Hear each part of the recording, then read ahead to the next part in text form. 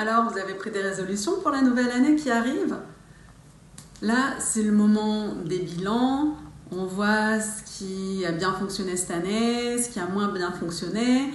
Et puis, le but d'un bilan, c'est toujours d'améliorer pour la suite et de pouvoir se créer des moments de rêve, des moments qui nous conviennent le mieux, des moments qui sont vraiment idéaux pour nous, en tout cas une façon qu'on a idéale de voir notre vie. Et là justement, au moment des bilans, juste après le bilan de l'année qui vient de finir, on décide souvent de prendre des résolutions pour la nouvelle année. Alors quand on prend les résolutions, souvent on regarde ce qui n'a pas marché l'année précédente et puis on s'est dit bon voilà, ça n'a pas été, donc je vais le modifier et je prends la résolution que cette année, la nouvelle année qui arrive, je vais faire des efforts pour que ça se passe bien et pour que ça soit vraiment comme j'ai envie que ce soit. Donc les résolutions, ça part, c'est toujours dans un but positif puisque le but c'est de vouloir se créer des moments qu'on apprécie, avec lesquels on est plus en accord, des moments ou des attitudes. Et pourtant souvent quand on pose des résolutions, elles partent de ce qu'on n'a pas réussi et donc de ce qu'il faut qu'on réussisse l'année d'après. Et inconsciemment, les résolutions, on les pose alors dans une énergie de manque, dans j'aimerais que ça arrive et quand cette chose-là arrivera, alors je me sentirai mieux. Par exemple, si on prend la résolution d'être à l'heure à un rendez-vous, mais d'être à l'heure en général, on est dans bon, qu'est-ce qu'il faut pour que je fasse pour être à l'heure? Et on focalise souvent son attention sur les 5 minutes de retard ou plus, je dis 5 minutes, mais ça peut dépendre, sur le retard, sur le stress parce qu'on est en retard, sur j'ai de nouveau pas réussi à être à l'heure et il y a de la culpabilité qui arrive, donc finalement on se juge de ne pas réussir à tenir les résolutions. Et je vous parle d'expérience vécue, puisque moi c'est une résolution que j'ai posée très longtemps, pendant plusieurs années. Ou une autre résolution, par exemple, avoir un sommeil plus régulier, donc se coucher assez tôt le soir à heure régulière pour pouvoir se lever et être en forme le matin. Ça aussi, quand on se dit j'ai encore pas réussi, demain je vais être fatiguée, donc c'est à chaque fois dans une énergie de il faut, je dois et c'est lourd. Et on a l'impression que quand on aura réussi alors à faire ces résolutions, à tenir ces résolutions, alors on sera bien et notre vie, elle sera parfaite, idéale. Et souvent alors, on oublie de voir que en fait notre vie, elle est déjà bien, elle est déjà idéale et on peut l'améliorer, l'idéaliser encore plus. Mais à ce moment-là, on n'est plus dans une énergie de manque et dans une énergie de je n'ai pas.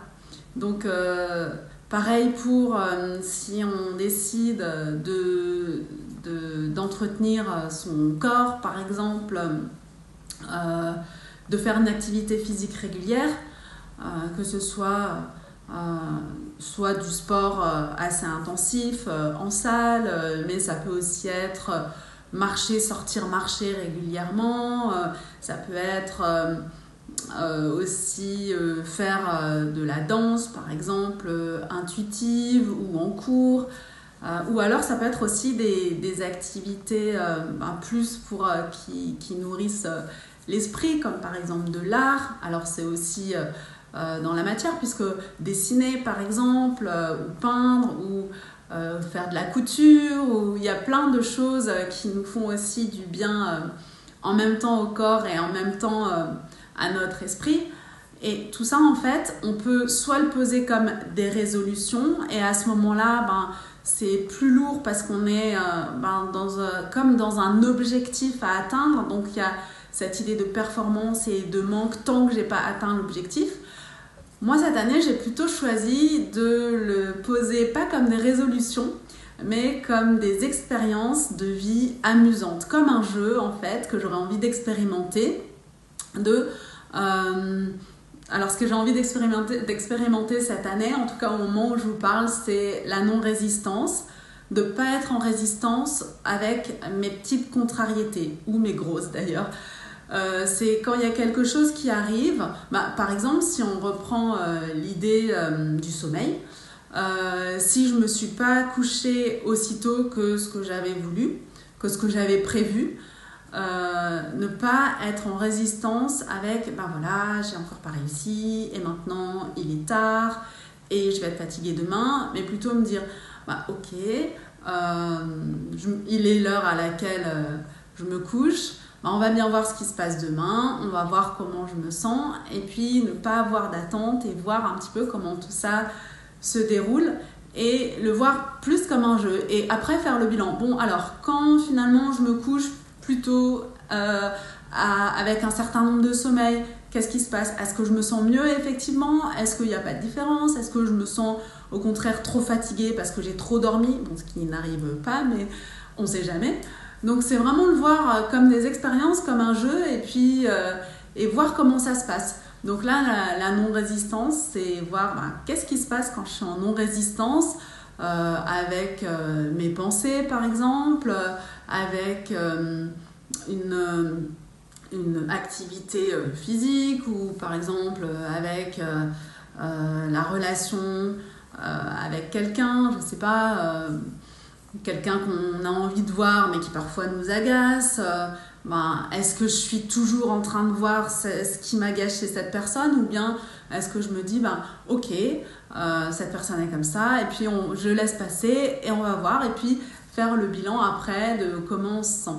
Donc voilà ma proposition pour 2023.